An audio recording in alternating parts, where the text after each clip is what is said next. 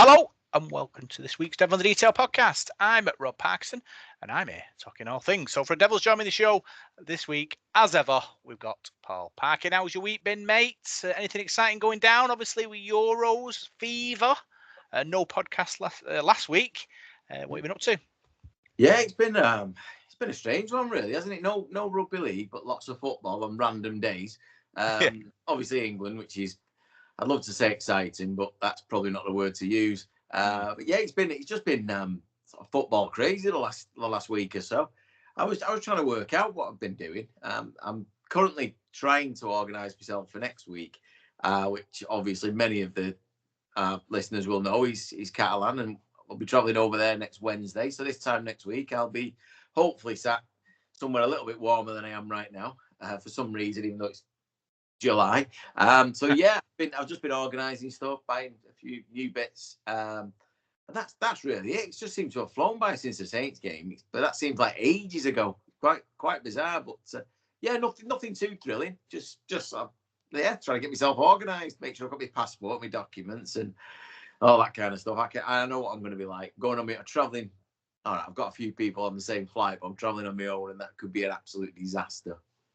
Yeah, got to make sure they let you back in as well. I'm not too worried about that, to be honest. I think from Spain, that'll be fine for me. It's a bit warmer than it is here, and yeah, the lifestyle. Just don't speak the lingo. That's the only thing.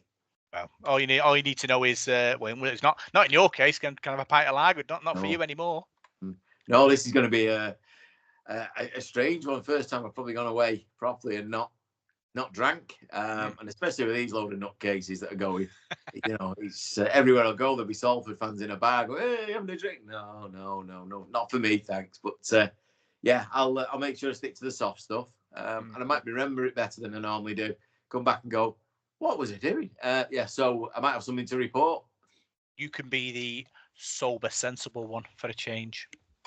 That is a change. Let's be honest. It's been a long time since I've been one of them. Yeah, but I'm looking forward to it. So that's basically been my week. I think just sort of all consumed in getting myself ready, make sure I've got everything.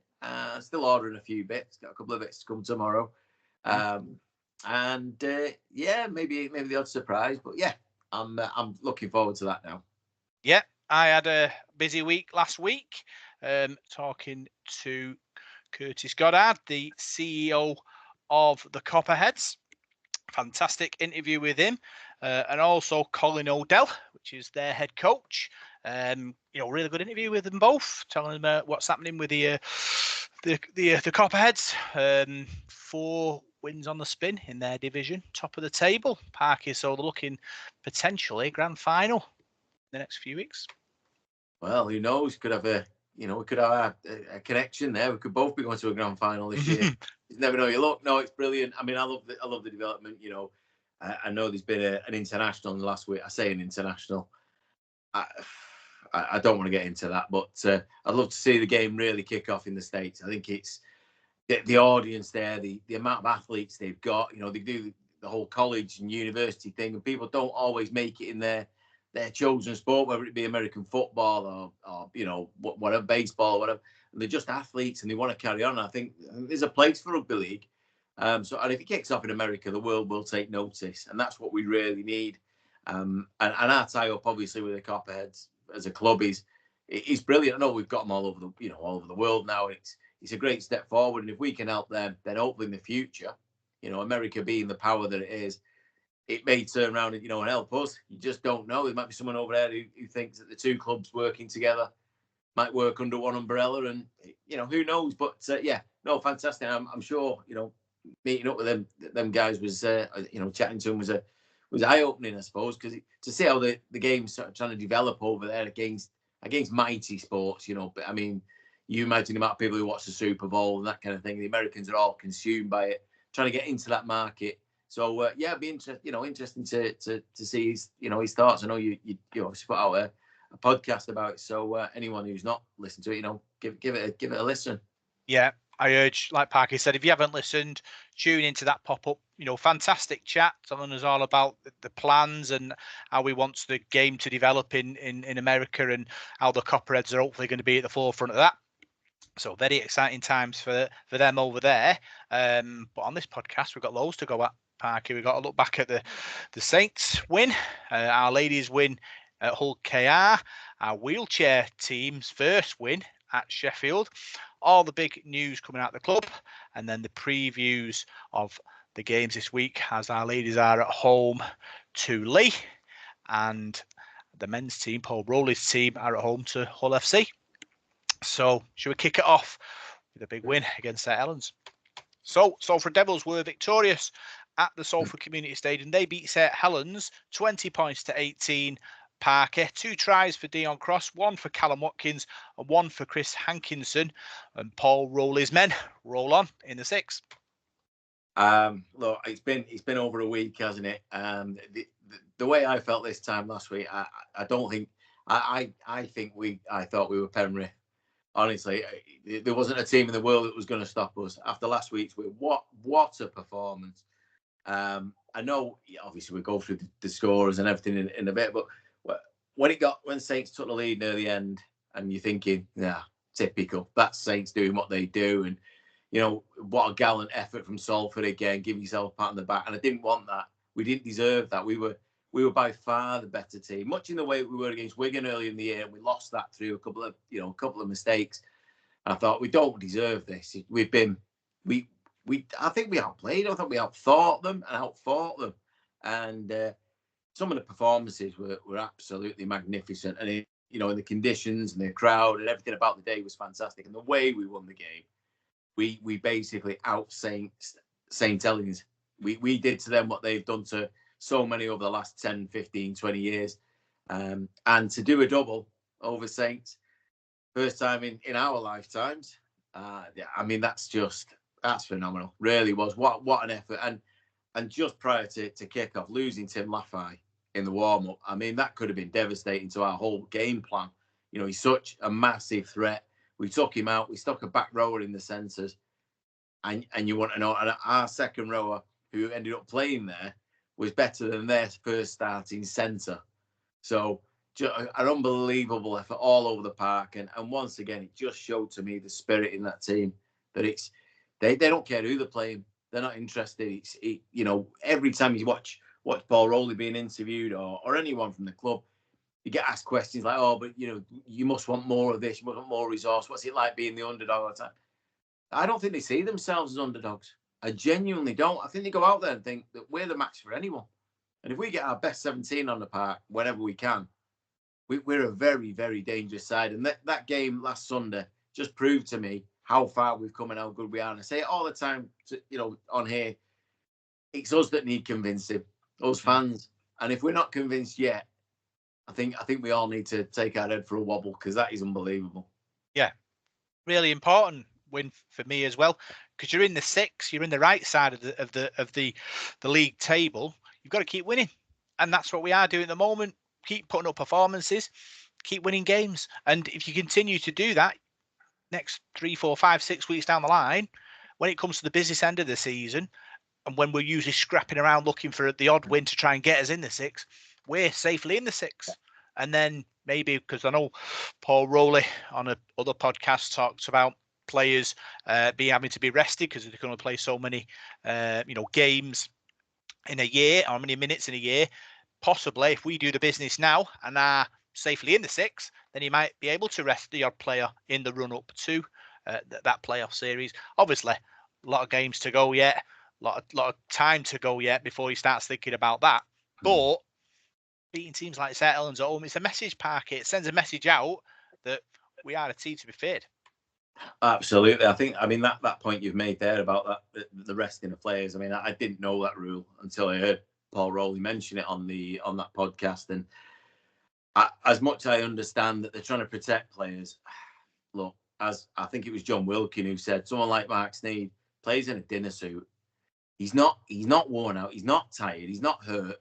He can carry on playing. If he gets a knock, absolutely, you've got to come out. You've got to protect your players. But at the moment, it seems crazy that when it gets to the last 4 or 5 games of the season, we might have to stand down half of our players, or some of our top players who've played nearly every week, because they played 2 minutes, not because they're injured, not because they've lost form, and it makes no sense. So hopefully, like you said there, if we can get ourselves in a position with wins like this and the Warrington one before that, where you can get yourself and be, well, the last 4 games, basically be safe in the top 6, then you can rest them players and they're going to be fresh coming back for the playoffs. It could work in that way, but if you need 4 points out of the last 3 games, you don't want to be leaving out your best players. So that's going to be a struggle. So that's why these wins, like you say, are so important right now. And this is the tough part of the season, this middle part. This is really, really difficult. And we've had a few big matches, and that game against Saints was one of them that you're thinking, at the start of the season, I'd have looked at it and gone, Saints, if we get a win, it's a bonus, but we're not going to.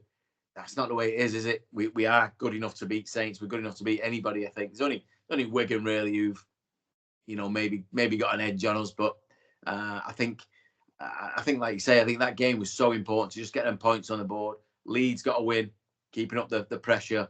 We need to keep them at bay because I think they're probably the threat now for the 6. I think there's 7 teams more or less in it for me. And we've just got to keep edging away. And, another one coming up this weekend. But yeah, what a magnificent performance from the lads. Yeah, great performance. We'll just quickly run through the timeline. Parker, Saints opened the scoring. James Bell kicked to the post. He got there before the Salford chasers. 6-0. Salford hit back though. Try from Dion Cross. Short side move. Shane Wright and Joel Mellor linking up to send Dion Cross over for the score. Yeah, really good. Quick thinking. We had a penalty that we I think we kicked out to touch, haven't we? And then we just tapped it and went back to the blind side. Obviously, something worked on. We'd seen probably in video. And again, I said all the way through the game that I would attack Conrad Hull's side every time. Defensively, he's so weak. He's so slow. And you tire him out. His only threat really is 10, 15 metres out running at you. That's where you've got a problem. If you tire him out, run round it. I mean, if Tim Laffide had played against him instead of it being, a back rower, I think he'd have corkscrewed into the ground. I don't think he'd have known what day it was. So, I think Saints got away lightly with that one. But, yeah, brilliant play. Quick through the hands, quick thinking. Dion Cross into the corner. And again, it took some scoring, by the way. It wasn't just a simple, I know we created a bit of space, but it takes some scoring, some finishing. You can easily get pushed out or accidentally put your foot out trying to avoid the player, and he didn't. He just went straight for the corner and got us back in the game. Yeah. So Mark Sneed kicks a goal to make it 6 apiece. Salford scored again. Dion Cross, Sneed kicks to the corner. Cross is there, makes it 2 tries for him. Then Mark Sneed has a cheeky kick to the corner. He tries to kick to the goal, misses it, and Chris Atkin goes over in the corner. Referee decides that it's unsportsmanlike conduct and disallows the try. Thoughts, Parker? Well, first of all, I just want to go back to the other cross try with Sneed. What a kick. I know he did it the week before at Warrington, but that on the outside of his boot, to that precision was unreal. I mean, again, he must have worked on it with Cross during the week in training or whatever. Cross being there as well at the right place at the right time, like good wingers, good finishers are. But Mark Sneed, oh my God! I mean, that was you pay admission fee to see stuff like that. It's genius. That can come off his boot and go anywhere. It could be too hard or too high or straight to the Saints player. He just got it spot on. It was brilliant. As for the kick. At the time, there was a lot of confusion, and I was one of them. I didn't think there was anything against it in terms of, if it had kicked it and missed at aiming at the post, but it had stayed in play and we'd have scored, that's a try. If it kicks it and it hits the post and comes out and we catch it and score, it's a try. But maybe he'd have had to tell the referee what he was doing. Maybe he'd have had to say, ref, you think I'm going for goal, but I'm not. I'm kicking it over there. I don't know how that works, but it's an odd one. I get why they've disallowed it in that way, but it's not cricket, is it? We don't have decisions like that. But very smart again, very clever. He'd seen that the way Saints were setting up for that to defend the kick, or some had gone behind a post, some obviously standing, and he'd seen it. And Chris Atkin was awake and went, right, we'll do this. He'd obviously signalled. Genius, really, but I'm absolutely fuming with him because he cost me a Nando's. I predicted 22-18. And if it had landed that, it'd have finished 22-18. And I'd have had a Nando's off you two. So Mr. Sneed owes me a Nando, so I'll tell him that. No, look, I mean, brilliant. Smart for trying it. That's the kind of cheekiness he's got. They're the years of experience. I'm surprised it's not allowed. But if they're the rules, if that's written down as a rule, then fair play. It's not allowed, but just genius, really. Yeah. Obviously, world class kicker. I think is he running at something like 80% success rate or something mad like that at the moment. Let's have it right. Mark Sneed doesn't shank kicks. So for him you have to make it look a bit more realistically to make it. I think if it looked like he shanked it, then he'll probably have to give it. But because he just angles himself just enough to make it look like he is kicking it to the corner. But he is like a world-class kicker in it, so he has a process, doesn't he? So he doesn't do anything by accident when it comes to goal kicking. You know what I mean? Yeah. So, yeah, it was unfortunate. And like I said, I think Paul Rowley said that he'd seen it and Mark Sneed did it off his own back, which shows that he's, like you say, he's switched on to these kind of things.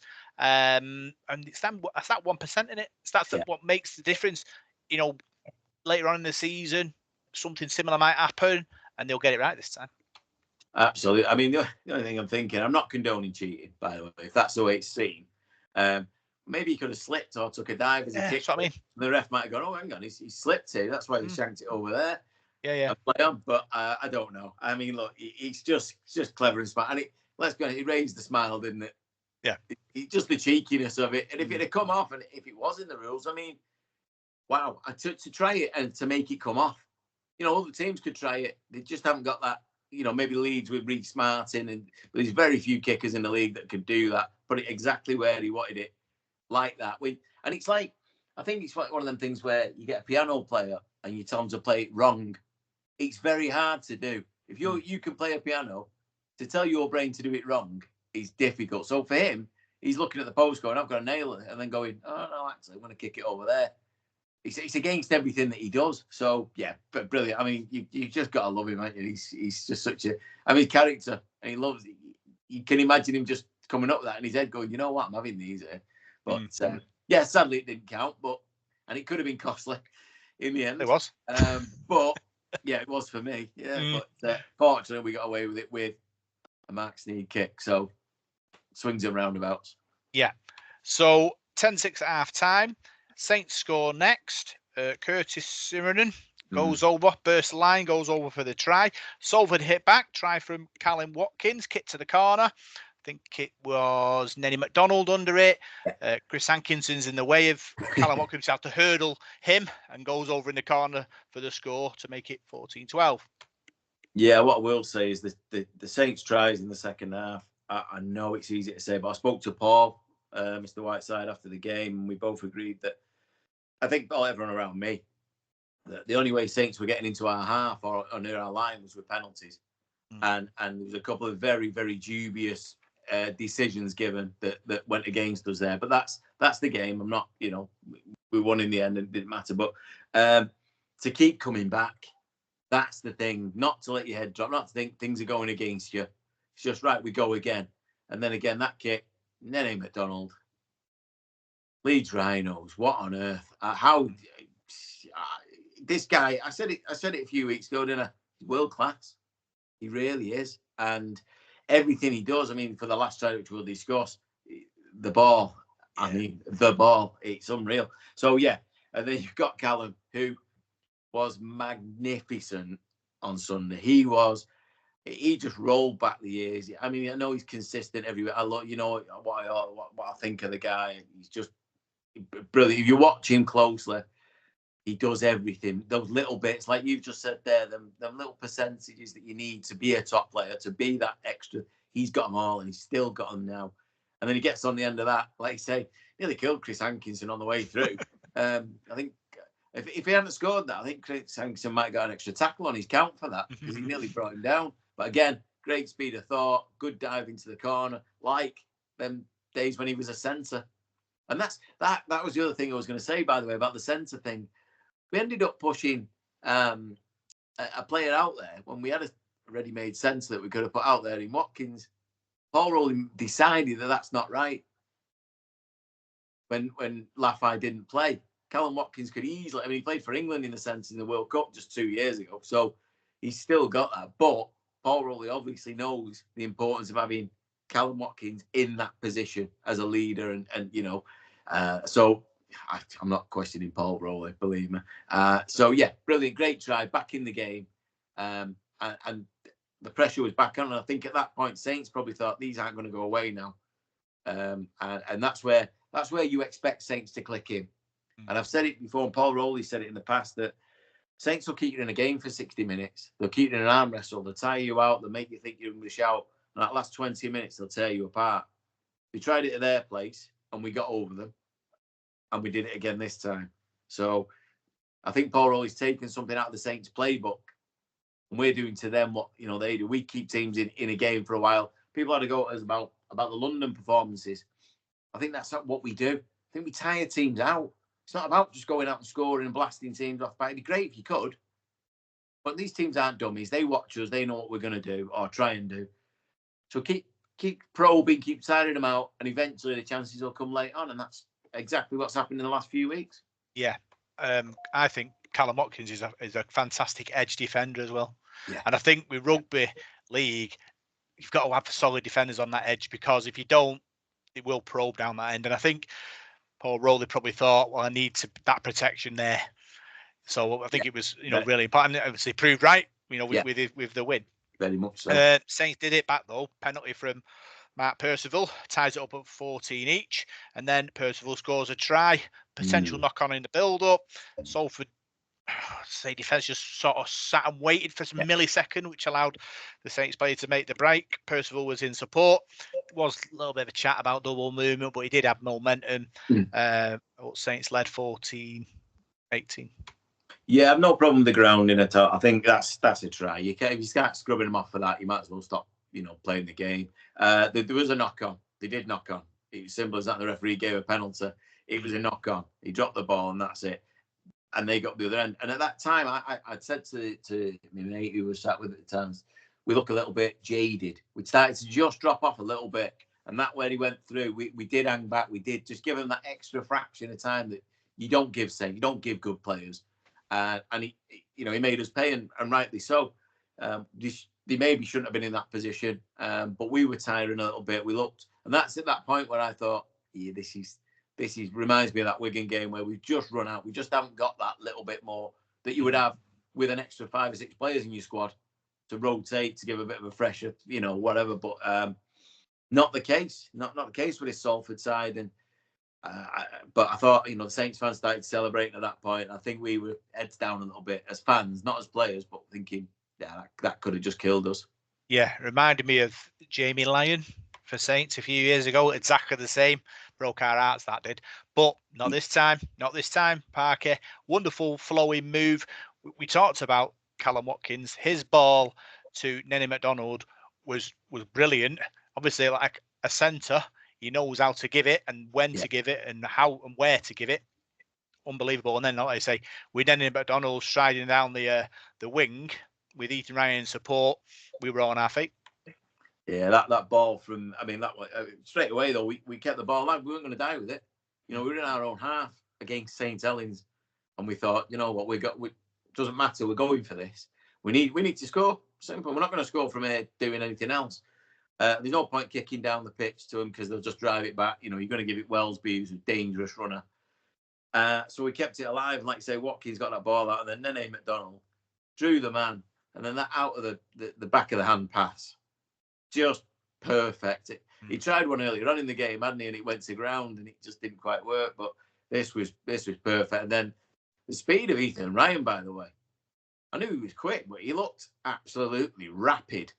And off he went, and then in support, like all good fullbacks, good support players. Hankinson's there waiting, and I wonder what he was doing when he sort of cut back inside a little bit. But it looked like he was just teasing Wellesby in the end. But I thought, no, don't do that. You're going to get tackled. Just get over the line.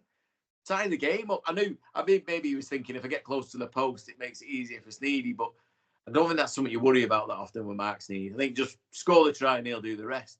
But that try was, again, it's as good as anything you'll see all year. brilliant. And in that moment of the game, it wasn't just, half an hour in and it just happened. This is the last few minutes of a massive game against Saints. To come up with that, I mean, they never say die. Absolutely brilliant. Yeah. Like I said, Ethan Ryan bombing it down the wing, similar to the Mark Sneed try at Warrington, where he had Sneed in support. This one cleaner than the Sneed one, slightly behind Sneed, but he managed to catch it and still score. And it's moments in it. Obviously, processed what he thought went wrong last time, clean as a whistle this time. Like you said with Hankinson, I think he just checks so then Wellesby can't go all in on him. So he has to stop because he stops. And he's clever, really. Yeah. Gives us all a heart attack. Don't get me wrong. We're all like, what are you doing? No, no, no. But we're not going to question him. He goes over the line. Salford lead. Yeah. And just going back to Callum there, by the way, the week before at Warrington when he picked that loose ball up and then slipped it out and we scored that try that you were talking about. Again, it's just that moment of he knows what to do, where to be. Brilliant, absolutely fantastic. But that try, I mean, I don't think the stadium was celebrated like that for a long time. In terms, the Warrington game last year, maybe when we won in Golden Point, that eruption of just absolute. There was blokes there who couldn't walk 10 minutes earlier, all jumping up and down. It was ridiculous. Yeah, some people might be getting a phone call this week off the government, but no, it was absolutely brilliant, thrilling end to it. A great game, really, but one, like I say, that we dominated, and then you're relying on Mark Sneed to bang it over. Otherwise, we're going to Golden Point, and nobody really. That one. Yeah, no, well, he knew what he was doing with that, didn't he? And as soon as he hit it, you just heard the guys in the south stand. I was in the west, and you heard him go up, and you went, "He's got that." And the job, yeah, brilliant, absolutely brilliant. And the lads deserved it, fully deserved it, because they were excellent to a man. Yeah, like I say, fantastic performance. Paul Rowley, very happy with what he saw.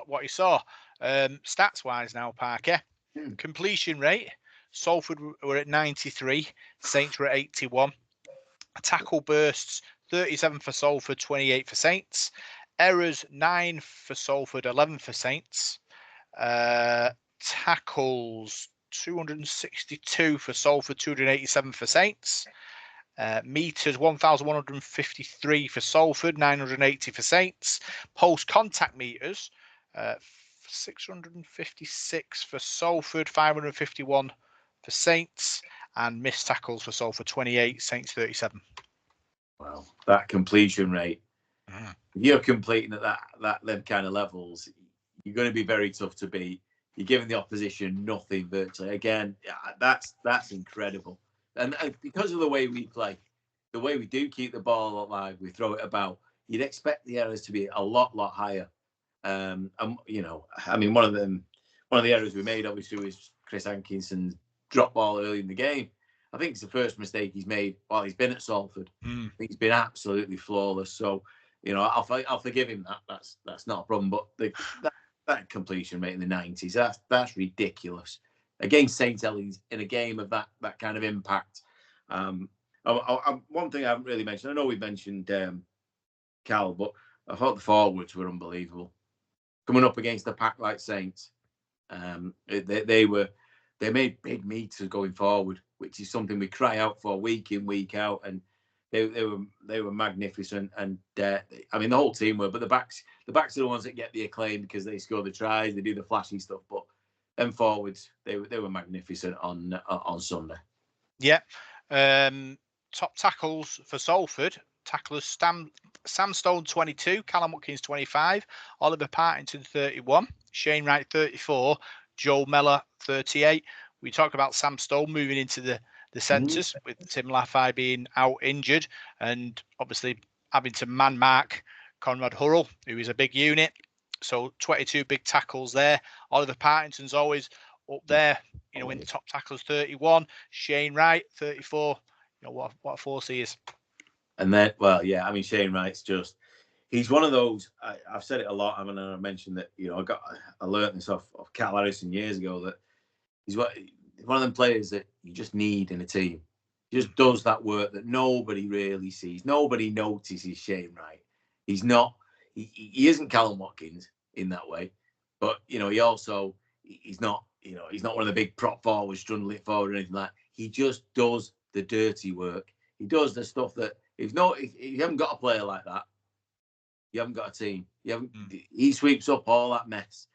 He's a great player, and it's been such a shame the injuries he's had over the couple of years. He was with us, he's been with us, and now he seems to be getting that life back into him, because I think he struggled a little bit when he came back in terms of confidence. Maybe when you've had 2 bad injuries, it's probably in the back of your mind, but he gets up there, he does a lot of propping work, because obviously we're short of props. Never complains, into the back row, not a problem.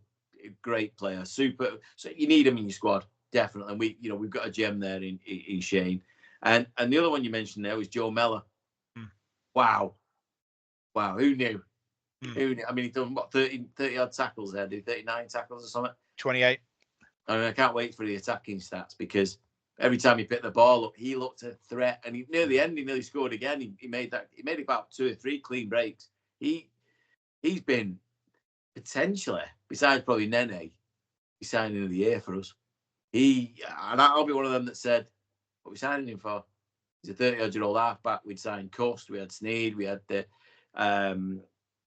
lad from Leeds, got his name, Kai Morgan. We've got players, got Chris Atkin. We don't need a halfback. We've got much more than a halfback. What a player. He's very clever, but his work rate is unreal. So yeah, great. I mean, when we lost him the other week, that was a massive blow. So it's great to see him back and doing what he does. Paul tried to take him out for a game of golf in the week, but he didn't want to go. In the interview, he was like, "No, I'm all right, thanks. I don't do anything when I'm on my days off." Random, isn't it? Really? Yeah. You could have offered him a coffee. Yeah, I'm sure Paul knows all the good coffee shops. Things we learned is Joe Mellor doesn't do anything on his days off. He just sits in front of the telly and chills. He sounds like my kind of guy, to be honest. It sounds like me. Just don't do anything. Don't move if you don't have to. Top meter makers: Nenny McDonald 160, Dion Cross 101, Callum Watkins 72, Shane Wright 72, Gil Dudson 82, Chris Hankerson 151, and Joe Mellor 91. Yeah. Brilliant. Absolutely shared about all over. But again, these hundreds are coming up. He's crazy, really. I mean, I can get it from the fullback maybe, because he's got to drive the ball back. He's got 20 yards usually to run the ball in. You get a free 20 metres doing that. Whereas some of the forwards, Saints were up very quickly at times. I say very quickly, i.e. maybe not back the full 10, but that's over to the referee. I'm not, again, I feel like I'm digging at the ref. I'm not really. It was just a couple of incidents that got me the other day, but overall, he was that bad. But yeah, so to make meters like that, like Gil Dudson, you say there, coming off the bench, or you don't spend big spells on the pitch, but to be making them meters. As I said last week, I was glad that we brought King back as well, to add a bit of biff off the bench. We needed size against Saints. We needed bulk and experience, and I thought them guys really rotated well and made Saints work hard. It was always 2 or 3 men in every tackle. There was no going down easy. And if he did go down, it was a quick play the ball and let's go. And then Joe Mellor plays off the back of that. So, but yeah, overall, again, great stats. And considering the game, I mean, it could have been more really, I think, because I thought we had a lot more ball than they probably didn't. Just felt like that at times. But yeah, great work from the boys. Yeah. Average gains: Nenny McDonald 8, King V 9, Ethan Ryan 7, Dion Cross 7, Sam Stone 7, Shane Wright 7. Always say 7 and above. We're doing well. Yeah, again, like I said, it was tight, wasn't it? The defences were pretty strict. I mean, Saints' defence all year has been. I don't know how many times they've probably conceded 3 or more tries. I know we've done it twice to them, but I don't think many teams have. I think there was a crazy stat at one point that I think only once or twice all year they conceded more than 3, and we were one of them at that point. So it won't have gone up by many. To score against Saints, you've got to be good, because that's one thing. I've said many times, their attack's a bit not quite the threat it used to be. When you mentioned before about Jamie Lyon and people, I mean, God, still gives you nightmares, doesn't it? But the players they've had, I don't think they quite got that. But defensively, they're as strong as anybody. So to make meters against them as well is tough. So 7 and 8 meters post contact in meters is brilliant. And obviously Nene McDonald being one of them. I think if Tim Laffey had played against Conrad Hurrell, he'd have certainly been up there. He might have got into double figures because I think he'd just led him a merry dance. Yeah. So big thanks for your 3-word man of the matches for the match. Joe Langdon, incredible team performance. Dion Cross, Dave Parker, team stick together. Mellor, Matt, another nail biter. Cross. OSF, top defensive display. Watkins, Natalie Taylor, top defensive performance. Hankinson, Paul Whiteside's mate Roy Ellaby, double over Saints. Chris Hankinson, Chairman Bob Speakman. Game last 80 minutes. Mellor, Richard Martin out. Saints, like you said, Parky, Watkins, David Snape, fantastic team performance. Nenny McDonald, Chris and Janet Shenton, well-earned points. Man of the match, all of them. Stuart Smart, unbelievable team performance. Partington, Colin Wilson defends, wins games. Stone, Peter AB, brilliant. Noreen Pennington, absolutely super wonderful. Chris Hankinson, Andy C, incredible punishing defence. Partington, and finally Jeff Whitlow, great team performance. Man of the match, all 17. Can't really knock any of them, can you? No. To pick a man of the match, I know. I think they went with. Did they go with Callum on the day? They did Sky, didn't they? But it could have been Mark Sneed again because he just runs the show week in, week out. But Joe Mellor got a few mentions there. Absolutely right. Yeah, I mean Chris Hankinson coming back from that first error, his head could drop, whatever. He kept going. Just I mean, like you say, it's easy to sort of pick out anyone, but the whole team made that happen. Even down to that last try, it was a team try. It wasn't an individual try. It was a team try, and I think that's it's about right. It's a tough one to give out that week, but somebody's got to get it. Personally, I'd probably give it Callum. I think but then maybe because I'm a bit biased. 1-word answer. Are we up to date with the 3-word man of the matches or not? 1-word reply. No. Okay. No, we're not. I've got a lot of work to do in the next few days. I need to get it done before I go away. There's a bit of work to be done there, but I've got a fair idea who's in the lead, but it's there's a lot of calculating to do. But I'll get there. Don't worry. I'll get there and I'll present. I just don't want you to do what I did and have to do 4 months in like 2 weeks.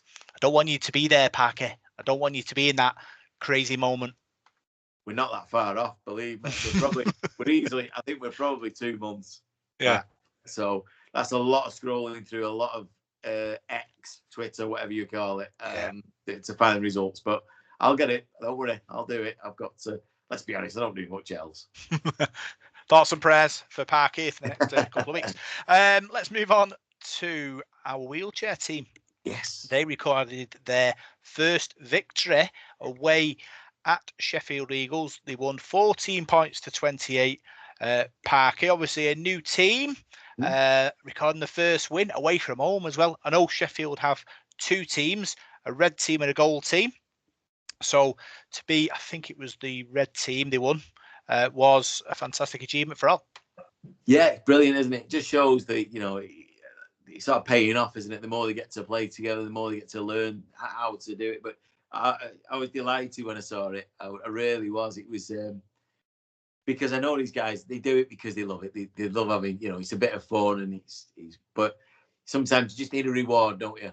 Nobody wants to lose all the time. It's not nice, but it doesn't mean anything. For me, for these people who are playing these games, it's more about the love of the club and the love of wearing the shirt that gets me. That's what I love. I couldn't care less, to be honest, if they win, lose, draw, or whatever in that way. But for them to get some reward at last for all that hard work, all that travelling, everything else they've done, and again, just for representing us, doing what I can't do. I'll be honest with you. I think it's brilliant. So absolutely delighted for them. It's been a wee while in coming. So hopefully it's the first of many now. Yeah. Hat trick by Mark Riley, 1 from Jamie Bell, 2 for a trialist, and 2 goals from Riley. Secured the victory. And like you say, it's a historical moment, really. And I think the club should have made a bigger thing about it. Obviously, probably only a friendly, so it's not like an official match. But like you said, they've gone in competitions before. They played friendlies against different teams. So to record that first win is a big moment. Yeah, I think to celebrate things like that, it attracts more people. As in, players who might want to get involved and move it on a little bit. Like say Sheffield have got 2 teams. When do we get 2 teams? That's what we want 2. Let's have 3. Who cares? Keep getting them going. Let's get into the leagues. Let's get into the big games. I think we all probably watched the grand final last year, Halifax Leeds. Wow, what a game! Unbelievable. Let's get our guys on Sky. That's where we want to be. That's what we want to be doing. It's early days for us. We know that. Some of these teams have been going for a while, but we need a bit more encouragement and get people involved because it is. I mean, we say it all the time. Not what sport it is. It's just all action, and it does scare me. People's fingers getting trapped or something like that. I'm like, no, but no one seems to get injured in that way, and people if they go over and they just get up, it's not. So I don't know. Maybe it's just me the way I look at it, but it's all action. It's brilliant to watch. And I just hope we can get a bit more encouragement and a bit more support for them. Yeah, it's the contact for me. They just bounce off each other and just like look at each other like, what are you looking at? It's like, yeah, well that hurt, done it. You know what I mean? So yeah, full respect to our wheelchair team. Tough old sport that wheelchair rugby. I know Evers determined to get me and you in a chair at one point. I'm working on it. Yeah, we're working on another excuse as to how not to get to play it. No, I probably would love to have a go eventually. I think it'd be fun. I'm definitely not fit enough for that at the moment. But again, like you said, these people giving up the time and doing it and representing us. Let's get behind them. They deserve it. And well done to all the guys. Yeah. Also celebrating were our ladies team. They won away from home. They beat Hull Kingston Rovers 22 points to 24. Great win for Mike Grady's ladies. Difficult place to go. Hull Kingston Rovers. They must play at Hull Docks because the wind was horrendous. It has to be said. But we played the conditions really well and came away with a win. Yeah, it's always a tough place to go, isn't it? I think that pitch is at the back of Craven Park. There. I think it's behind it, yeah, but there's nothing around it. It's just open land, and then say it goes onto the docks a bit further back. I think you can see it if they do an aerial view of Craven Park sometimes on Sky. I think you can see it further on. What magnificent win! Remember they announced it at the game at the end of the match, and we were still celebrating, obviously beating Saints. And we found out that the ladies had won away at Hull KR. Team. I think they were above us in the league, weren't they? So to go there, get a hard-fought win like that, it just shows, start of the year was tough. We were learning, we were a new team, and now things seem to be clicking a little bit. And the longer the season goes on, I think the better we're going to get.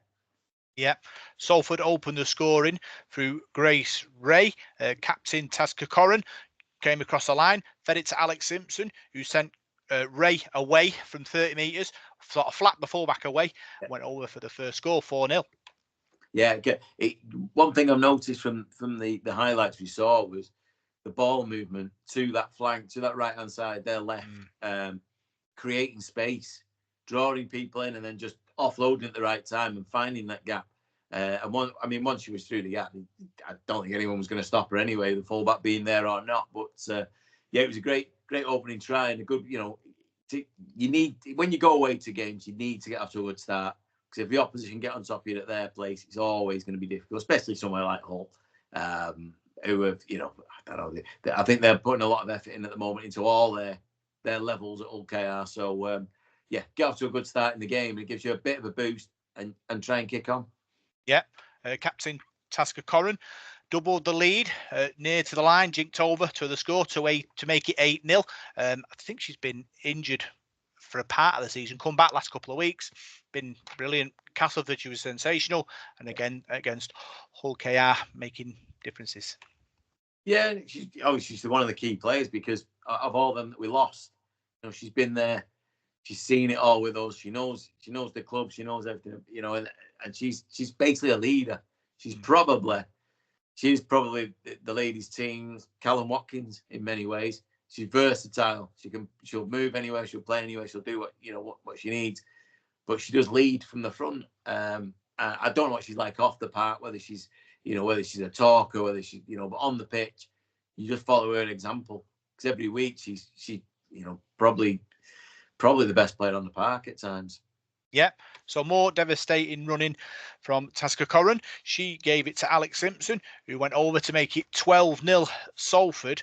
Hull Kings and Rovers hit back, though, shortly after.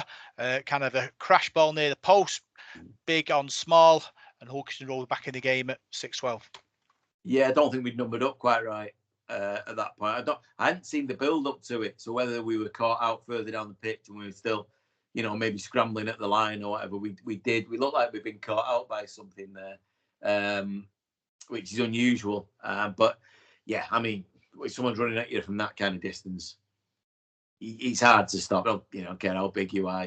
You're on the back foot. It's hard. They've got momentum coming at you, so. Yeah, a bit of a shame really, because we had a good lead, and we could have. You hold them out at that point, you break a bit heart, but no, we let them back into it with that, and that could have turned the game. More pressure from Hull Kingston Rovers.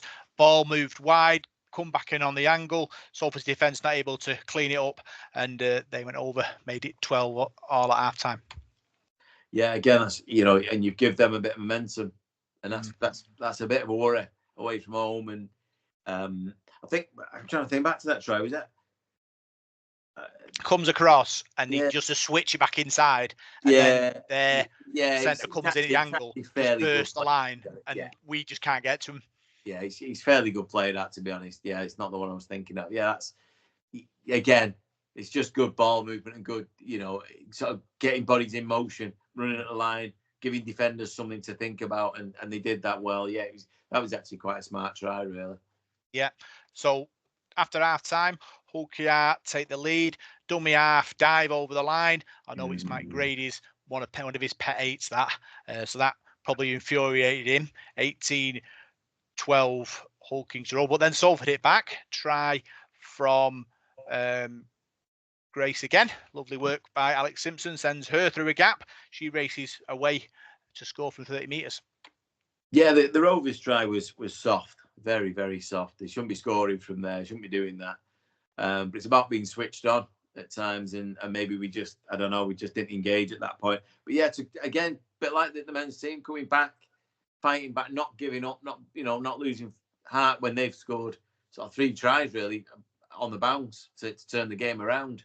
But yeah, it was that ball movement again, and that opening up gaps. Yeah, that's what we seem to do a lot, especially on that there, like I say, on our right a lot of the time. But then on our left, sorry, it was good ball movement. I'm just picturing it. It's the ball from Simpson. Yeah, that puts her through the gap. Yeah, and timing, absolute time. Yeah, and Grace Ray just puts her ears back and just goes. Yeah, and like you said with the first one, the fullback just swats her away like she's not even there. And that's class in it. You have these players, don't you, who are on your edges, who can be devastating in space.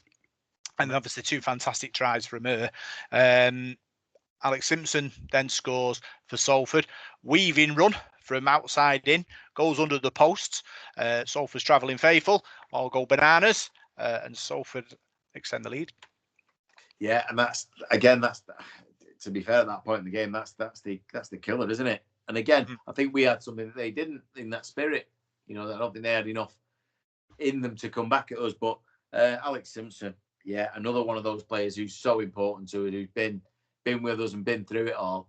Another real key member of that team. And like I said, I think she probably had a hand in 3, scored 1 and probably set up 2 at least in the game. So yeah, it's just encouraging to see them all getting back to where they were. 12 months ago, to be fair, but certainly 2 years ago when we were tearing teams apart. But it's the spirit. That's the main thing for me. The fact that the Reds don't go down. Tough game, a decent team away from home. You took a decent lead. They've come back, scored 3 tries against you on the bounce, and you're thinking, yeah, is this, are we throwing this away? But no, they come fighting back, and actually the tries they score, it's all really good, fluid play, and it's a lot of the time, a lot of the tries that we scored, kind of making them gaps and them breaks. It's the work inside. in the middle. You know, like the ball movement, confusing defenders, dragging them out of position that you see, and then we got them exposed, and then we always have that extra man or whatever the gaps there. So it's a lot of hard work. This, it's not luck that's getting these tries. Yeah. So OKR won't let it go. Yeah. They get close to our line again, crash over, big forward. We can't stop it. Ties up at 22 apiece. Yeah, and that all their, well, I think most of their tries were the same, weren't they? In that way, that we just weren't great near the line. But again, because we only get to see sort of highlights, you don't see what's gone on before. You don't see how they got to that point in the park and everything else. So it's a little bit more difficult to assess. But we probably should. It's something that Mike will be working on, I'm sure, in training, that goal line defence. Because when you watch the men's team, we seem to be really good at that. Keeping teams out, and it's a key component of the game. Because you are going to get a lot of pressure put on you. And if you can stop them from that distance, it puts a little bit of doubt in their mind. They start trying things that maybe they wouldn't do to try and score. So, yeah, a bit of a shame they have. Their tries ours were much more, spectacular and better to watch. The rugby, and the tries we scored. Theirs were basically, except for that one before half time, I think we're barge overs. Yeah. So we're getting towards the end of the game. Both teams have chances to win it. In the dying seconds, Hull Kingston Rovers give away a penalty, 35, 40 metres out, slightly to the right-hand side. Up steps Sam Evans with a bazooka of a right foot. We know all about that from Castleford Way last season. Yeah. Launches it, sails over the post in all the mad wind and everything else that was going on. Whistle goes. Salford win the game. It's fairy tale stuff. Yeah, who says goal kickers aren't important? I mean, both men's team and the ladies' team win it with a kick. Later pressure, and like you say, that one, the conditions up there. I mean, for some reason, it always seems windy. I mean, I know it's quite close to the North Sea, so I suppose it would be, but it's an open field, so a lot of pressure, a lot of difficulty. The technique, spot on. Just nailed it, and and coming home with 2 points from them 2 points. Yeah, and it's a good sign. You go into places like Hull Kingston Rovers and winning the game, and like you said, playing entertaining rugby as well. Yeah. They've only scored a couple of tries where they just barged over the line. There's nothing there that should kind of worry Mike Grady. And like you said with Sam Emmons, a pressure kick, whether you're in front of 20,000 people or 20 people, you've still got to hit the target, haven't you, from that kind of range. So yeah, what a kick from her, and we're back down the M62 celebrating the win. Yeah, it's a long way to come when you've been beat, so it's a great feeling when you've won there. It's something we don't get that often. Yeah, like you say, that about the kick, and whether there's 20,000 people or 2 people there, doing it for your team. Now they've put a lot of work in, and the one thing that does stand out for me when I watch our ladies, certainly in recent weeks, is we look more professional. I don't know what I mean by that in many ways. More like when you watch us, we have more flair than other teams. We look slicker, maybe that's what I mean, than other teams. We're not as clunky passing the ball about. It's all to hand generally, and it's fluid. And that's what I'm trying to get at. Whereas I watch quite a few of the other teams, and they're more, like I say, a lot of them are barge, always give it the big girl, let her have a run or something like, and that's it's dull. It's not inspiring in that way. You watch us, and I always think we look quite slick, quite smooth.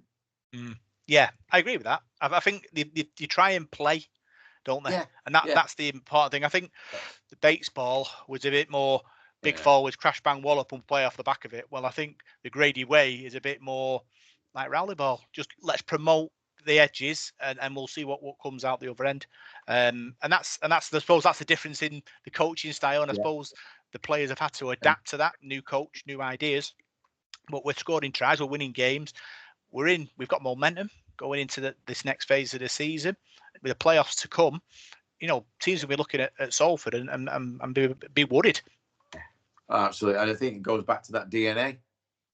Is it something that we're doing as a club that we want? We are an entertaining team, no doubt about that at times. We right the way through the club, even when you watch the reserves, we have that flair to us a little bit. We don't rely on big big players in terms of size. It's more what you can do with the ball and skills, and going back for me very much to what I used to watching or what I used to enjoy watching in the 80s and 90s.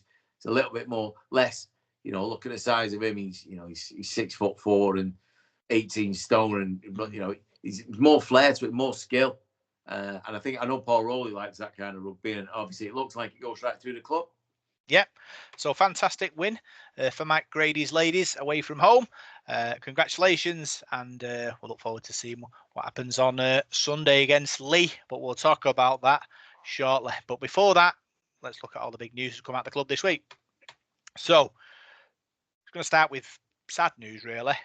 Amir Burrow and Oliver Partington are departing for 2024. Amir Burrow is going to Hull. Oliver Partington is going to Catalan Dragons. Both, had periods, haven't they, of playing well for us. It's unfortunate, but unfortunately, sometimes players go, don't they? Yeah, I mean, for me, Ollie Partington will be a big loss. I think he's got. I said it. I think it might have been last week or the week before. I still believe he's got a lot more to give as a player. I think, and I don't mean that he's not giving everything. He is giving everything, but I mean, in development, I think he can get better. I think he can be even better. He's proved last season more so with the ball, the offloads and that kind of thing. He had great hands for for a big guy. He can play prop, loose forward, whatever you want. And this year, his defence has been incredible. Every week we say, he's usually the top or second top tackler. He gets involved in everything. He works his socks off. When he comes off, he reminds me very much of like Elijah Taylor. When you see him coming off, he's drained. He's done his bit, and you can't ask for more than that. He's still young. He's got a long way to go in his career, and who knows? One day, we might see him back. You just don't know. But I wish Ollie all the best. I think he's a really good player. His attitude seems spot on. And who could deny him? He's probably going to get a pay rise and go and live in the south of France. No, it's not really a tough choice, is it? I think he lives in Wigan at the moment. I think I know which one I'd rather live in. So fair play to him. But I hope he just sticks around. I hope he gets the send off at the end of the year that he's going to deserve. And Amir, he's found his chances limited, hasn't it? Even though we don't have a hooker. Last year Andy Ackers was obviously going to be starting hooker, and he was an England international. He was going to be difficult to shift. He left. And I thought at the start of the year, Amir started pretty well. He looked like he bulked up. He looked sharp. But then he had a couple of games where he sort of slipped off a little bit, and his discipline was a little bit off. I remember at Cass, he did a few things that were, I don't know, maybe I don't know if they're out of character, but the one thing I will say about him, he's game. He's not scared of anyone. He loves it. He's like Scrappy do. But yeah, he's moving on. Hull have come in and obviously made him an offer a bit. I mean, I find it unusual that Hull have come in when they're trying to rebuild a team, and they've come in for a guy that's in and out of our team a little bit in terms of, you watch Joe Mellor. If Amir Burrow had been fit, who would you rather pick? At the moment, I'd have to say Joe Mellor. And it's not his natural position. I know Amir's young; he's got a lot of developing to do, and I'm not knocking him. Believe me, he works really hard, and he would get better than Paul Rowley. There'd be no doubt about that. If you're going to learn off hooker, Paul Rowley's not a bad one. But no, again, wish him all the best. He's got the rest of the season here. He's been out on loan this year, hasn't he, as well? It's just, I don't know if he doesn't fit Rolls' style. I think that might be more the key. I think he wanted to mould him into something else that maybe just isn't him. And he's going to be going up to Hull and taking over from, or be part of like what Danny Houghton's done there. But it's a different type of hooker. Danny Houghton is more of maybe a Malcolm Alka type, God rest him. That kind of player, hard working, a lot of tackling. And I think Rolls wants to go a different way. So, best of luck to the pair of them. And it is a shame to see players go. Hopefully this year, though, we don't have the usual 13, 14 player turnaround. We keep, if these are two of maybe 3 or 4 that leave, that's fine by me. We move on, we replace. And the good thing is, especially in Ollie's case, and he will be a big loss, but we have got replacements. We have got players who can go in there. The back row is not going to be a huge issue at the moment. I mean, Joe Shorrocks goes in at loose forward for me, no problem. He's a great player. It's lovely to have the pair of them. It's a bit of a luxury, really, in many ways. But yeah, we need to probably focus on a different area of spending our limited budget. So yeah, fair play and wish them all the best. You stole me thunder there with Joe Shorrocks. I was gonna say that, but he's right. I would be more upset about Oliver Partington departing if we didn't have Joe Shorrocks. And now we do have Joe Shorrocks, who, has a pair of hands, has a brain, works hard, tackles hard, takes his drives in, really good loose forward. So yeah, Oliver Partington departs, not a heartbreaking moment, because we know we've got Joe Shorrocks to come in. Amir Borough, like you said, got injured, played well, got injured, never really got back in again. But we are the opportunity club, and obviously that will give somebody somewhere the opportunity to come to Salford and prove that you're a Super League player, be that someone from someone else's academy or in Australia or even in this country. Because that's what we do. We provide opportunity for young players to try and reach that Super League level, and that's what Rowley Ball is all about. Yeah, and he did. I mean, he gave that opportunity too. I mean, he was getting very little time at Wigan. He's come in. He's had quite a bit of experience with us. He moves on again, and that's all we can do. I don't quite know who are recruiting the reserves at the moment. That's an interesting point. Whether they're ready to move up. Obviously, like we've seen Nathan Connell move up this year. There's definitely 2 or 3 players in that reserve team that are, I think, ready to step up to the squad and get a little bit of game time, maybe, or give them another year sort of development. But yeah, be interesting to see, or whether we do go out externally, or do we stick with Atkin and Kai Morgan. Yeah, well, there you go. Yeah, and obviously Joe Mellor, and we have got Sam Masters coming in next year to come, who could possibly go standoff. So it means that Atkin he's moved from there if Cust isn't staying, and so we have got options. And but it's a great it's a great issue, isn't it? A great problem to have. We don't know what's going on behind the scenes at Salford. We never do. It's a massive secret. That's I think it's a good thing in many ways, because in the past, we've been a club that everybody knew everything about us inside and out. And I like the way things are kept under wraps a little bit these days. And it's a big surprise later in the year when you do start finding out. So, yeah, I mean, I think we do our transfer work. I know Bleasy's gone now, but I think we've always done it with a bit of respect for the other club and the other player, not to try and upset them, wait till maybe not in the playoffs, so that player can concentrate on his own club and he don't have any external noise. There are people obviously in rugby league who know what's going on, but yeah, so it'd be interesting to see what we do from here, especially with the hooking role. So positive news now, Parky. Jafaru Mustafa was announced as our first Ghanaian development officer. Exciting times for the club. Exciting times for Ghana Rugby League. He'll be visiting schools and colleges in Ghana, promoting the game, identifying talent to possibly put through a pathway into our club. He is the general manager of the Ghanaian Federation, also the national team manager, and his key role is to grow the game. And I think it's exciting times that we have got this organised, because we talk about pathways, don't we? The Copperheads, Red Star. Not sure whether we have still linked up with Ipswich Jets. I might need to get some clarification on that. And now with Ghana as well as our elite academy as well, which the club put a statement out about this week. The things to expect from that. So it's all about developing the pathways, and it's another string to our bow. Yeah, but ask yourself, what does Salford offer Super League? Look, it's tremendous, isn't it? I've always been a big sort of advocate of international rugby league and making the game grow around the world. We're clearly doing our bit. I mean, Ghana, it might seem odd, but it's strong over there. They've got a real love for it. I know they don't just have the men's league. They've got the ladies league. They played internationals at ladies level now, and also it's brilliant. And like I say, if we can be part of that, even if we get nothing back in many ways from it, to be part of the development of the game in Africa in general, which again is a massive untapped continent for rugby league. Why not? We know they're athletes. We know how good these guys are. You see the Ghanaian football team who've produced so many superstars. They're athletes that you see in track and field and that kind of thing. And then, well, why not rugby league?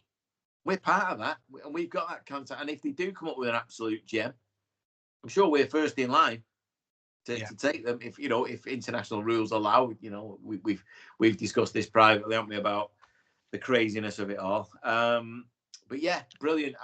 The club deserve a massive amount of respect for this from everybody in rugby league, because it's a bold move. We could leave this to the International Rugby League Federation or the Aussies to do something about it or whatever, but we haven't. We've taken it in hand, and we're helping develop the game in Ghana, and just tying up another string to our bow in many ways, and hopefully we get to see maybe a touring team from Ghana come over and play a few games over here eventually. Yeah, and that's what it is. It's like you say, it's helping international rugby grow, and we've positioned ourselves in the right place. So if things do change down the line, and we are able to reach out to these people and bring them into our development project of everybody, then it's fantastic stuff. Very exciting times for us and for Ghana Rugby League. I think as well, can you imagine? I mean, the things we've done in the last 3-4 years with no money. The club, we know the financial situation, and we do this, and we go out of our way to do this. Can you imagine what we could do with money as a club, and the good we could do for the game? Not just here, what we've done in Wales, like you say, we've got Ghana, we've got the Copperheads who, hopefully can go on to a grand final this year. We've got that link. We have got Red Star who've been champions for like the last 4 years over there or something like that. The Ipswich Jets, if that's still good. We could move into other areas. And I know, having conversation with Paul King in the past, that there's a certain nation on earth that he's very keen to get into. And a bit of probe and a bit of finance behind us. And we could be real trailblazers for the game. And not just looking at our back door all the time. We're looking forward and trying to develop the game all over the world, and it will have long-term benefits, hopefully for us, but just for the game in general. Yeah, very exciting times. Other news: Blue Light Day on Sunday. Hull at home. Armed Forces Day with success. Lots going on. Hoping for another big crowd on Sunday. Look, the Armed Forces Day again, like it was the year before, absolutely brilliant. Great, so much going on. I mean, the weather helped as well. The weather came and played ball with us, but you just saw the fun that was being had outside the ground. The kids and the families being there. It was great to see. I think that helped even in the build up to the game. We stood outside the ground and just chatting to people, and there was an atmosphere. It wasn't we just here to watch 80 minutes of rugby, which I'll do. That's me. But people want more these days. Families need more, and that was it. I mean, at one point though, I did think I was back in the 90s when I heard all the gunshot going off. I thought it reminds me of my youth, but no. Fortunately, it was in a tent next to me. It was brilliant. It was a great day. I love seeing this. I wish we could do it again with money and more bodies. Could we do it every other week? That's not the answer. But obviously that was the first one this year. The Blue Light this week, brilliant. Got to give these guys recognition for what they do, all of them. Without them, we're pretty much screwed. Let's be honest. So it's nice to give something back, give them a bit of respect, and let's hope it's another great day. Just hope the weather bucks up a little bit. It's not scheduled to, but you just never know. It could change in a heartbeat. And it'll lead to another win, because I think that anyone who was there last week would have loved what went on before, loved the match, loved the result even more, and you would go back and watch that. So that's what we need again. The same again, please. And I hope it's a great day. Yeah, the taking all the high fiving away, and the emotion away. I just hope someone was canvassing the data of these new people that came, getting their details so we can spam in with emails and things, offers for next time. I'm sure someone will have been somewhere, because we're a bit better at that than we have been previously. So we'll be interested to see what the attendance is like for Blue Light Day, because obviously, like you say, lots of people work in that industry, don't they? And giving them the opportunity to come to the match, and the club to say thank you for all their efforts as well. Great things. Yeah, I think it's obviously a little bit more difficult. It's not St Helens this week. It's not there. I don't know how many fans they brought with them. They had a decent following. Hull, as much as they peaked a little bit or picked up a little bit there, and they travel all right considering Hull always do, or generally it might be 300, 400, 500. I don't know, but it's still not bad considering most people don't take that many to them, and the way they've been playing the year they've had. But it's a harder sell.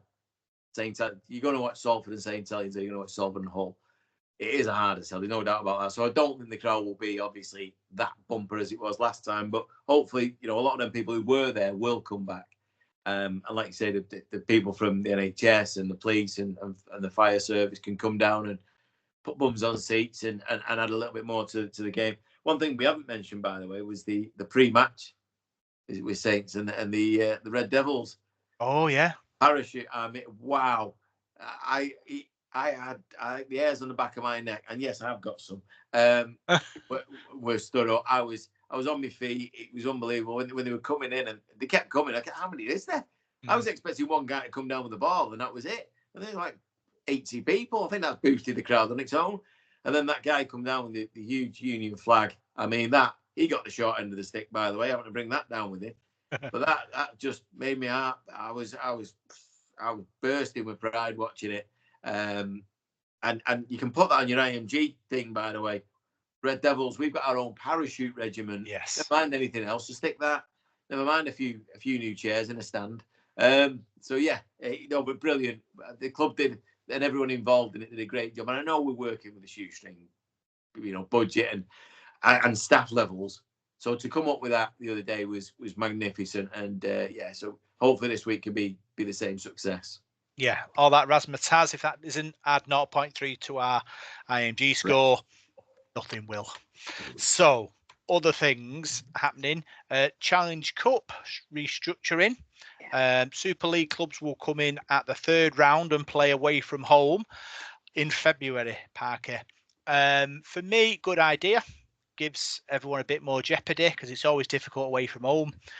Downside, though, February away at some of these lower division clubs. We know what the weather's like in February. Could be a good chance they could be frozen off. Not poo-pooing the idea, don't get me wrong, but just hope for a mild February. Yeah, well, I mean, the season's been kicking off in February, hasn't it? We went Cast last year and Leigh this year, I think, freezing cold, minus whatever you play. I know it's different when you go into some of these smaller grounds, sort of thing. But what I will say is, I mentioned it the other week. I had stuff down for a podcast for a blank week for us to do about the Challenge Cup, about how we restructure it, how we make people interested in it. And it looks like the RFL stole a lot of my ideas. Certainly this, I mean, getting the teams in earlier. There's no point just dropping us in against Super League clubs constant, and that's it. Because that's what you see every week in the Super League. That is it.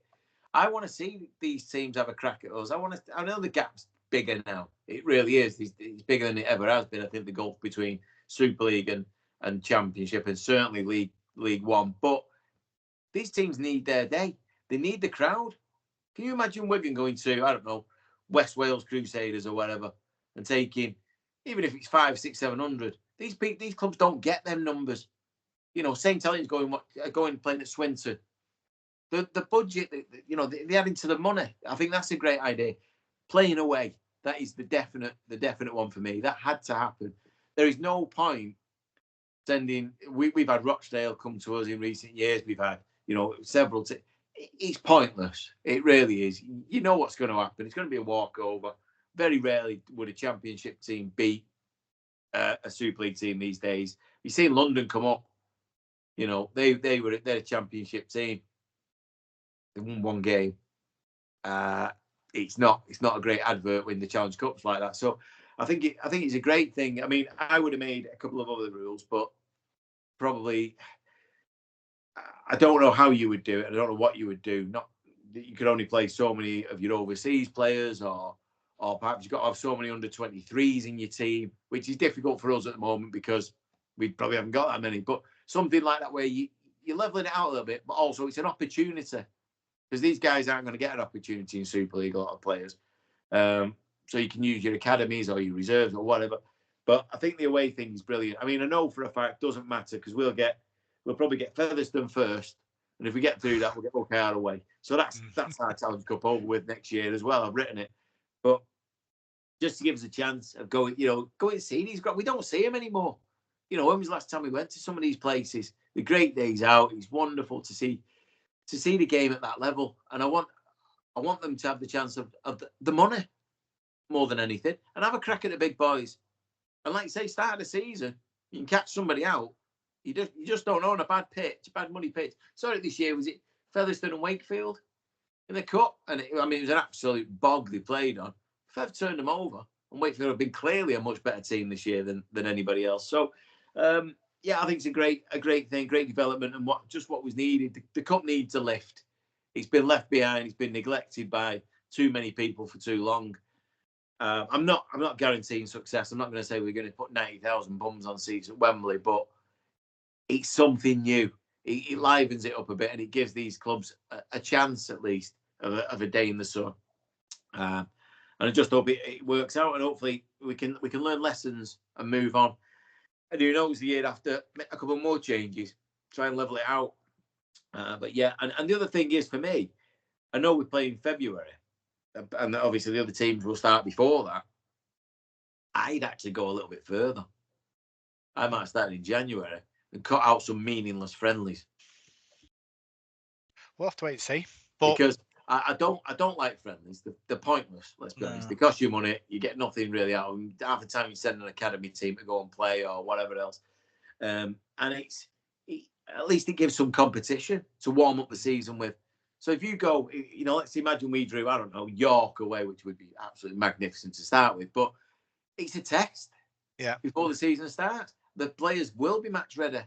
I think that's something we could look at a little bit further. But yeah, brilliant, great to see the RFL are actually listening now and doing something about it, because what a beautiful competition it is. That trophy is still the most stunning thing in rugby league, I think. When you see it get lifted, it does bring a tear to your eye. So we needed to change it, and this is a step in the right direction. Yeah, Parky, super excited about the new Challenge Cup. Other things to be excited about, Parky, is some of our rising stars, our under-16 rising stars, have been picked for the England Community Lions. Daniel Houghton, Thomas Bomer, and Callum Turner have all been selected. So congratulations, lads, from everyone on the podcast. They'll be in action twice in the next 10 days for the Community Lions. And also, Salford University and the University of Manchester are both looking for head coaches to coach their rugby teams in their season. Big list of perks which you get. If you are a coach, you want to get involved in that, contact danny.barton at salfordcc.ac.uk and get your name in the frame. I think that would be great for perhaps an ex-player or a retiring player or something like that, who can go and do the coaching badges or whatever, if they want to stay involved in the game, obviously. But certainly for Salford Uni, with the link up we've already got with the club, the sponsorship and everything else, it could go hand in hand. And it's a good way for perhaps an inspire sort of, I don't know, a young coach to get into it and take that next step from there, then into maybe an academy and then up from there. But yeah, I think that'd be a great chance for somebody to go. I'm not trying to block the path for anybody else who wants to go for it, but I think too many ex-players drift away from the game too soon, and they've got a lot to offer, a lot of players. And especially I think chances like this with the sort of the mental health side of rugby league as well. I think that they should be encouraged to go into coaching. I know they don't want to be referees because it's not what they want, but that would have been great if a lot of ex-players could do that, because they played the game, they know how players react to things, they know how the game goes. But yeah, I think going into coaching, certainly at that level, might be a good starting block for somebody. Yeah. Final bit of news. We want to pass on our congratulations to our assistant coach, Kirk Haggerty, on the birth of his daughter, Margaret June. So congratulations from everyone on the podcast. Loads of late now. It's now watching video sort of analysis while rocking the baby with one foot and one finger on the laptop, Parky. Not like I did it much. Yeah, I can imagine. I think, yeah, it'd be good for him that actually keep him awake at night, watching, studying other teams, going in the next morning, going, boss, I've seen this, I've spotted this. Well, I forgot about the baby, but anyway, yeah, no, brilliant. Congratulations to him. It's wonderful. Another Haggerty in the world. Yeah. A great, great rugby league family. Really good rugby league family, proper one. So yeah, congratulations to them, and hopefully, not too many sleepless nights for him, because we need Kurt on form. He's he's Paul's right hand man, and I'm sure we know his input in the team, and everything that they do is massive. So hopefully not too disturbed, but yeah, congratulations and all the best. Yeah. So that's all the big news this week, and now we'll look forward to the weekend's games. So we'll start with our ladies. They are at home to Leigh on the community pitches. 12 o'clock kickoff. Leigh are top of the table. Played 9, won 9. It's going to be a big test for Mike Grady's ladies. Leigh are the form team. They're averaging 60 points a game. Parker, they've only conceded 46 in total. Away from home at the beginning of the season went down 40 points to 0, but that was early on in the season and we're still finding our feet. So I think it will be a bigger test this time around. Yeah, definitely. I mean, this is the test, isn't it? To see how good we are. I think, like I say, early in the season, we were still rebuilding. We'd lost so much in such a short space of time in terms of talent, and had to just restructure everything. New coach, new players. It takes a while. It really does. But you've seen in the last 6, 7, 8 games the difference that's been made. The way we play the game. It will be tough, but I actually think if anyone's going to beat Leigh, it's going to be us. I think the way we're playing, the style of play, but it is going to be a massive challenge. It'd be great if we could all get down there a bit early and cheer the girls on this week, because they're probably going to need a bit more, the support behind them. But yeah, massive test going to playing against top of the table. And I know in recent years we've had a few good battles with them, so it's going to be interesting. But who knows? I mean, like I said, the form we're in, we can only judge on what we're going on at the moment. You're only as good as your last performance, and well, it was good enough. So back at home, a bit of support behind us. Who knows? We might be able to turn them over, but it's going to be tough. So I'd urge anyone who can get down there to get down there and watch it. Like you say, we've got the blue light day anyway, so get there early and enjoy everything that's going on. But go and support the girls. Yeah, 2 big players to look out for them. Kate Howard and Molly Young both scored hat-tricks recently. But they'll be looking at us and thinking the same about Alex Simpson. So, they will be looking at our team and the danger we will have in our ranks. So I think they're 6 points clear at the moment. So we can win and reel them back in. That's only going to be good for the playoff mix-up.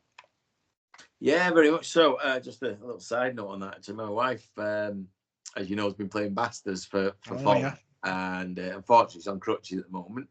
She got an injury a few weeks ago, so she's got boots on and everything. But just prior to that, somebody from Leigh actually spoke to her about going down to Leigh to go and play.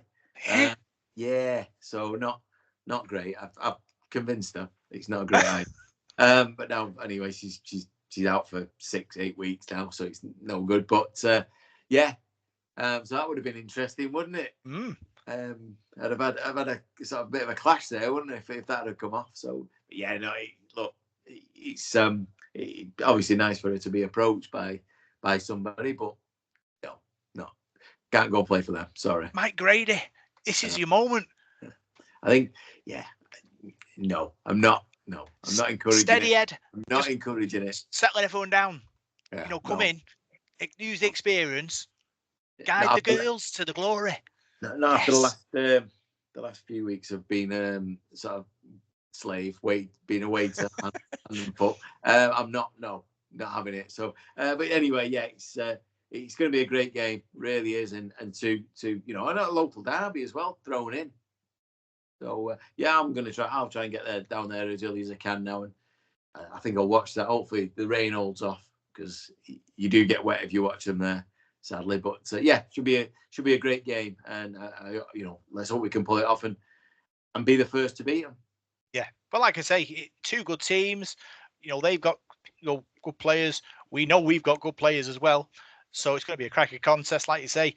Blue White Day, big crowd. Probably have the outdoor drinking area, full of activity. They'll be able to watch the match from there as well. And you notice when that kind of thing happens, you get a bigger crowd because people get drawn into it because they're watching a match, aren't they? While they're socialising. I know there's a big thing about playing in the stadium because it's the stadium and it's the main pitch, but to draw people in and attract attention, you play it outside when everyone's just pre-matching. It becomes more of a thing for me. Yeah, I think you've got a point there. I think more people would watch it outside because people don't like to go in the ground early. You feel a bit sort of, I don't know, sometimes you feel a bit trapped in many ways. Or people will be waiting to meet people outside the ground and so on. And you can see the game and you'll go and watch it while you're waiting. And like you say, now they've got the bar out there, you get your food and everything else. It's probably going to draw a bigger crowd doing it that way. Yeah, but I do get the fact you want to play in the main stadium where all the heroes play, and it's an achievement, massive achievement. So I suppose it's a bit of a seesaw thing, but I think it will work in our favour playing outside with a big crowd watching and having beers and generally getting excited about the game. So get yourselves down there. Yeah. Very exciting times. Mike Grady's ladies in good form. Leigh are the form team. They are the top of the league. It's going to be a fantastic contest. Other fantastic contests is happening that day is Paul Rowleys men. They will face Hull FC in the stadium, 3 p.m. kickoff. Hull are second bottom. Tony Smith sacked early in the season. Brought a few players in, didn't quite work. Shipped them out again. Found a bit of form last couple of weeks though, so they're not going to be the team that everyone hammered 6 weeks, 2-3 months ago. We haven't played them since. We haven't played them at all this year, have we? So we missed all that. Suddenly started to find a bit of form, playing a little bit better. But you're hoping, like you say, we'll have that enough confidence and style and determination to get the 2 points. But we play like we have in the last couple of weeks. Hull shouldn't get near us. It is that simple. I don't care. We can beat St Helens and we can beat Warrington away. We shouldn't have a problem. The difference is it's not like that. It doesn't work like that. We don't perform. The games we've played poorly in this year are games that I would have expected us to do a lot better in. And I do worry that sometimes we maybe lower our standards a little bit. We drop maybe an attitude, not attitude as in going out to win, but maybe taking it a little lighter. I don't know what it is. You look at the Cass game, Leigh. There were circumstances around the Leigh game, to be fair. The 2 London games, people expected us to just blow these teams away, and we just haven't done it. Hull, yeah, like you say, they have improved. They are a little bit better, but they're still very disjointed for me. They're not a team as such. They're a group of individuals that need remoulding. At the start of the year, they were hopeless. Let's not make any bones about it. They were absolutely awful. And then he went down to London, and London just completely outplayed them. And London should have actually beat them at Hull as well. But they were unlucky, a last minute try, I think, for Hull won the game. They have got a few decent players and a few threats there. They've got a couple of big men that will need to stop. But I think overall, we go into the game with the right attitude, playing the way we have been playing.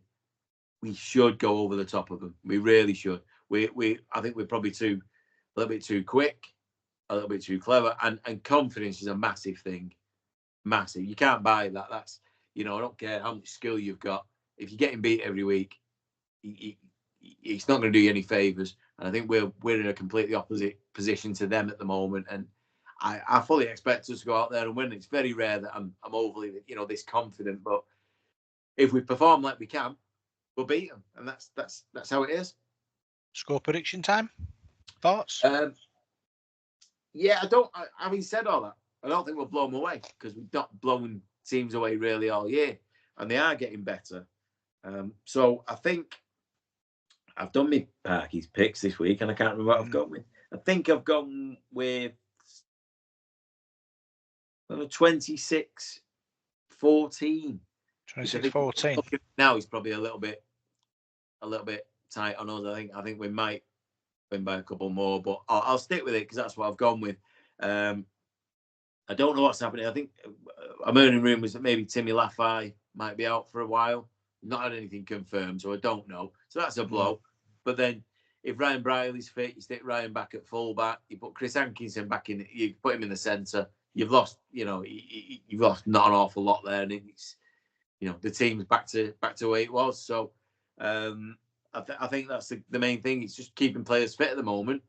If Ryan's not fit, Ryan Brierley, then it does cause a little bit of an issue. But we saw last week by playing Stoney out there, fine, not a problem. We've got back rows that can cover there. So yeah, I think we'll be okay. I think we'll have enough. Yeah, big test. Like you say, you go to Warrington and win. Saints at home, you win. Hull FC are the team where we expect to win. How do we turn up to the game? How do we react to that different kind of pressure? Like you say, Tim Laffey potentially not there. Is Ryan Brierley fit? All questions that will be going around Paul Rowleys' head in the last week with everything else going on around him. Will that be a factor? Maybe. Obviously, unconfirmed reports about the Leeds coaching role going elsewhere, which is good. Obviously, nothing confirmed either way with that. So we want to stay in the playoffs. We want to continue to send a message. We've got to beat Hull FC at home. So for me, I'm going to go Salford 36, Hull 6. I think yours is probably closer than mine this week. I really do. I think it was a little bit. I'm just a bit concerned about a few things while I was doing it. But if these unsubstantiated rumours of Rowles staying are true, I mean, that'll give the changing room a huge lift. If, and nothing, we don't know anything. It could be a load of pack of old nonsense. But I know these players will run through walls for him.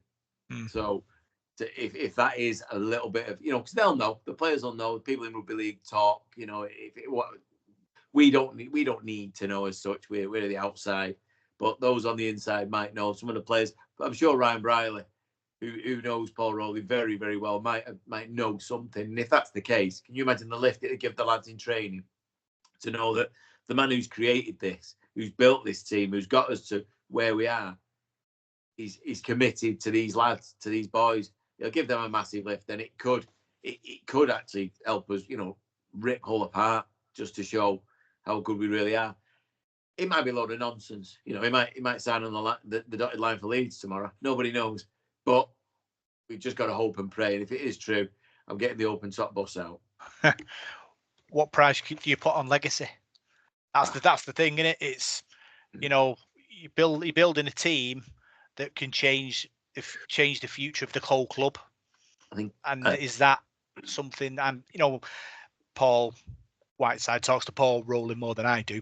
Yeah, but he is a sort of rugby league nut. It means a lot to him. I think coaching Salford means a lot to him. I think what he's created so far means a lot to him. So why would you sort of walk away from that when you've got an opportunity to cement your sort of legacy into one club, the likes of Alex Ferguson, Bill Shankly, other top coaches that have built something that will be there forever. And I think we are on that journey with Paul Rowley, and I think he'll hopefully see it through. Yeah, I fully agree. I mean, he could have a legacy at a different club. He could go to Leeds and have a load of money thrown at him and build Leeds back into what we saw under, Robbie Burrow and Danny Maguire and Jamie Peake. He could do that because he is that good of a coach. He could, however, want to do it here. He could want to stay and do it here. That's entirely up to Rowles, and none of us.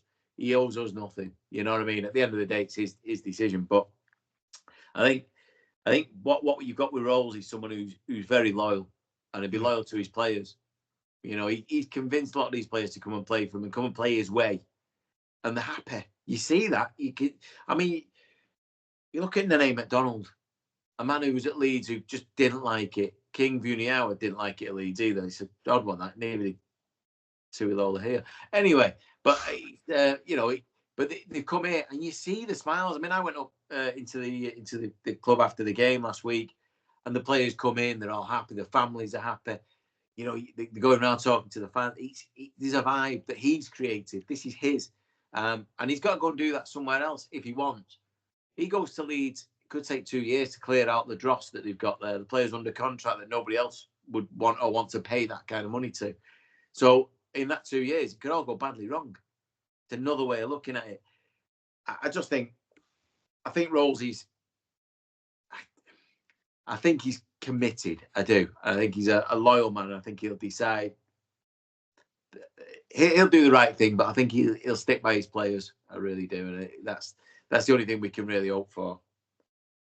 Yeah. Well, like I say, nothing confirmed either way. But yeah, I just think it's about legacy. He's got an opportunity to turn himself into a great. And if he decides what he wants to do with that, really. But hopefully, like you say, it'll all be settled shortly. So that's the end of this week's podcast. Another great show, Parker. Yeah, just one last thing I forgot to mention. I'm presuming I'm allowed to mention it. Okay, Parker, Tell me the big thing. Yeah, well, I think it's been released. If it hasn't, it is doing now, and I'm doing an exclusive. Look, we're having a visitor coming over to these shows later this month, and we're having a bit of a question and answers at the Dog and Partridge on the 24th. And the visitor is a certain very popular Australian fullback that played for us in the 80s and early 90s.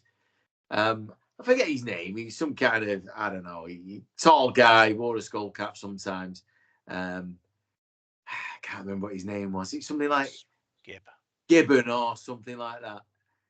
Just a little clue. Yeah, he's coming over, and there's going to be a get together, and we can all meet him. I think he's coming to the Cast game later that month and all. So yeah, Steve Gibson coming back to these shows, going to come pay us a visit. So obviously the details will get out there, but come now. I mean, we talk about legends. He's literally that in every way you could possibly think. You ask anyone of a certain era, name me a Salford player, they'd probably say Gibbo.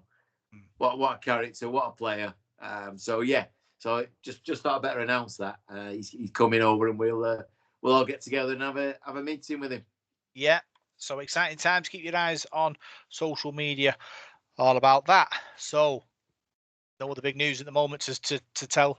Parker, another great show, very enjoyable. I'd say some big wins, some historic wins last week, and hopefully more to come this week too. Yeah, and hopefully I won't be sat in the dark this time next week. Yeah. Not a power cut. I'm sorry about that. It went dark very, very quickly. I think it's the rain clouds have gathered outside. I'm sat next to the window. You can't believe it. But anyway, yeah, no, brilliant. It's been a good show, considering we've had a week off. But we're following up obviously from the Saints game, the ladies at Hull KR, the wheelchair team. It's all good news at the moment. Let's hope it continues into the weekend, and both our teams get the 2 points this week, and we march on. Yeah, I want to say a big thanks to all of our Kofi Reds who donate to allow us to produce this podcast, buy the programs, buy the equipment, and help produce this fantastic thing we do every week. Parky talking all things Salford Devils. Yeah. Once again, I can't thank people enough. It's still brilliant that they do this kind of thing, and I just hope people still enjoy it. And and I encourage if you do enjoy it, let other people know, get them listening. Maybe not the YouTube bit. I don't know. It depends how bored you are. No, yeah, it's brilliant to do. I love doing it. I love having a chat with everybody, and you can see already the upgrades in equipment that you guys have provided for us, and hopefully there's more to come in the future. Yeah. So as the darkness engulfs Parky, we'll let you go. Big thanks for joining us on this Devil in the Detail. I'm Bro Parkinson. You can find us on Facebook, Devil in the Detail SRD. You can find us on X at DITD SRD, and you can find us on SoundCloud, iTunes, Spotify, and rugbyleague.com. Good luck, Reds. We'll see you on the other side.